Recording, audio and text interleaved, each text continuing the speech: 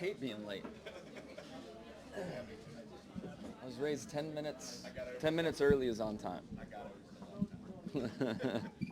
Stewart doesn't subscribe to the same line of thought, though. We are now joined by Jimmie Johnson, driver of the number 48 Lowe's Cobalt Tools Chevrolet. Jimmie is the last driver to win 3 races in a row in 2007.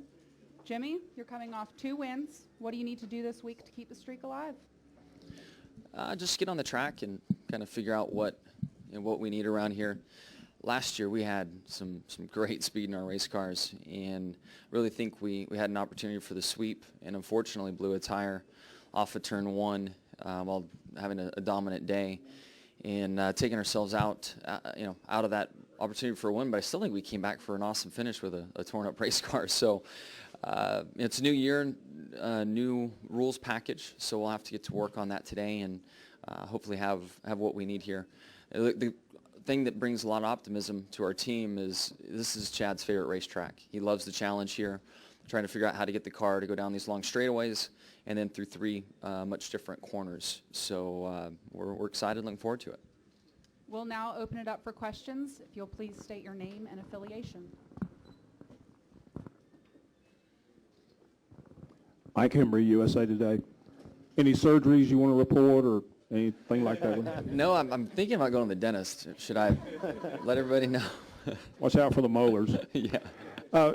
You had to assume you'd be in the chase even before you won these 2 races, but how has winning twice changed the preparation there as far as testing you might or might not do or that sort of thing? Can you look more ahead now than before? Yeah, looking ahead, it does start to change things for a test plan. If it was an old testing procedure and we could select tracks just for the 48 to test at, it would definitely impact that. But as a group, we want all 4 cars in the chase, and we need to get Casey a win. So that part's still kind of out there. We're 3/4 of the way there to having a full testing plan focused solely on the chase. So hopefully we can get the 5-car win soon and let that go the rest of the way. But really, it changes your strategy at some racetracks. This would be one of them. We know fuel mileage is a big part of the finish of this race. Tire strategy also comes into play, and we can swing for the fences here, which make that a lot of fun. And hopefully I can save gas, which I really don't do a good job at. Mike Massaro, ESPN. Jimmie, earlier this week, Joey Logano was at the Detroit Lions minicamp, and he made a comment to the effect of he felt like NASCAR is a safer sport than the NFL. Just want to get drivers' opinions on that. What do you think? I agree with that. I think that's the case. I feel like what took place, around 2000 and on, and the changes that we've made, there's a lot of stats to show that. And then I also think from, just casual injuries, I don't even know what to really call them, but knee injuries, broken bones, things like that. We're protected by a steel race car, and it certainly helps that. We don't seem to have, concussions are certainly an aspect of our sport that exist and that we're all very sensitive to, but the amount of times we hit heads, or hit our head versus how they hit heads every snap is different and plays into that as well. You've seen the car change over the last decade or so in terms of safety inside the cockpit. What's made the biggest difference inside that race car for you guys in terms of safety? I'd say the seat, and the seat also would include that head surround that saves us from the basal skull fracture, which is what took 5 guys from us in that 2000 time frame. So, but the seat contains the driver. It keeps your legs in line, keeps, the load going through your shoulders and not through your ribs. Broken ribs were a very popular injury years back, and it didn't take much of an impact to pop a rib or 2. So I think the seat is a big portion of it. But there's really 3. Especially with the ultimate concern that we have. So seat, safer barrier, and Hans device. That for the big one. But for the casual injuries, I think the seat has a lot to do with that, and probably the safer barrier. Thank you. All right, and in front of Mike. Candace Smith, Drafting the Circuits. Jimmie, Pocono was repaved last year. We talked a lot about that last season. Now you're coming back. It's a newer car, and it's the repave, and now you've got this different qualifying. So what are your plans for that? And I do have a follow-up. Really just worried about a clean lap at this point. I think it'll be easy to get on track and find a hole, but as you're coming in after, when someone is coming in after they've completed their lap, you've got a long distance to get around here and not a lot of room on the apron to get out of the way. So, that's probably my biggest concern going into it. I think the new asphalt will allow us to repeat lap times, and we'll be able to have a second shot at it in the first session and potentially in the second. I think in the third outing, there's not enough time on the clock. I mean, it's going to be a race off pit road just to get out there and get your lap in within the 5 minutes. Follow-up is totally different. It's about family. This area here, we have the quarter midget racetrack, and a lot of children are involved in that. And last year I asked you if you thought about putting your daughter in a car, and I'm just wondering if it's something you'd even consider spectating. Yeah, I definitely am entertaining quarter midgets and go-karts. She has a four-wheeler, or Genevieve has a four-wheeler. Lydia's a couple years away from all of that yet, but in our race shop, we have a lot of our crewmen have their kids in kid carts and driving various places. So I've considered it. I've been serving it up to Shani, first of all, making sure she's okay with it, and she's semi-okay with it, and Genevieve is all about it. So hopefully this summer I'll get a chance to put her in a cart and just see how she goes. I mean, she's been very responsible on her four-wheeler. So now if I can find a pink go-kart, I think she's in. Okay, thank you. All right, we'll go to the middle and then up front to Jim Utter. Pocono record. Obviously, you touched on how dominant your car was last year, even before the flat tire. You still came back, I think, finished 13th in that race. Have you talked to Chad yet about what you expect from the car this week? Do you think that, I know you haven't been on track yet, but do you think that what you have this week is comparable to what you had last year? It's just too early to tell. We have tools that tell us where the aero platform is and what the mechanical grip will be like, but it's just nothing. That stuff is helpful and they are tools, but it's not the real thing. So we're coming in with what we feel is the optimized race car, and we'll have a ton of speed and put us where we were before, but until you get out there and make some laps, you just don't know. Jim Utter, Charlotte Observer. You talked about Casey a few minutes ago. You're good friends with him. Even though you just registered your 2 wins, you and Dale Jr. and Jeff seem to have been fairly consistently fast and had found speed most of the season. Casey's been a little bit more kind of up and down. Do you sense some frustration on his part? And since he was so good here last August, do you feel this is a good place for him to get back on track? Yeah, I do, and I guess there is frustration in there, and I kind of put disappointment too, because he's had a lot of solid runs going and whacked things happen. We decided to start looking at the 5 setup and morphing our car in that direction for the 600, and it turned out great for us. And I know after debriefing with him, he had an awesome car in Charlotte, and then we kind of together had a similar setup going to Dover. And I know he had another great car in Dover, and circumstances kept him from having the day he wanted to. So I give them credit for helping us get going at Charlotte and Dover, and I know their cars are fast, so it's kind of a frustration / disappointment they haven't been able to capitalize.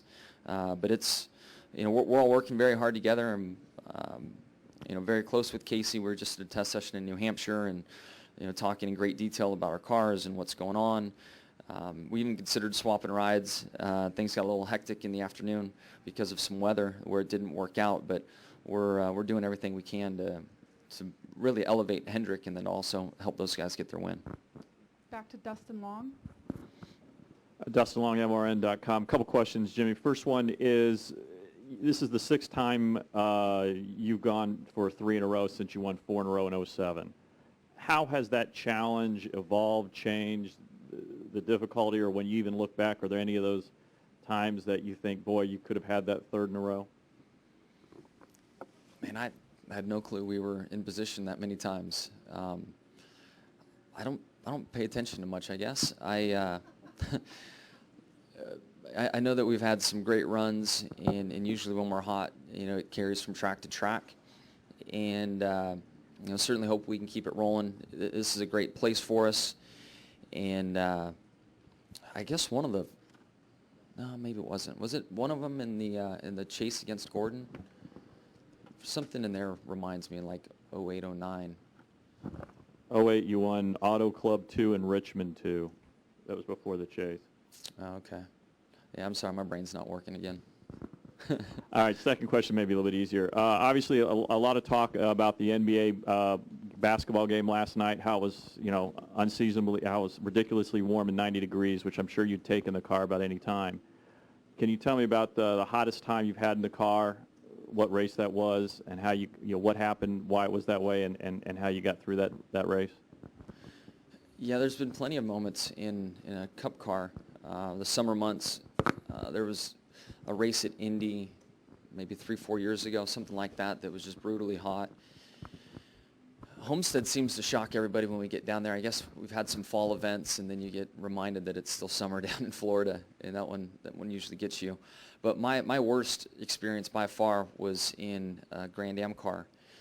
I can't remember the year exactly, but I did the 6-hour event in July with, it wasn't Stallings, it was with Bill Riley, and Mark Goosens was my teammate. We were in the 91 car.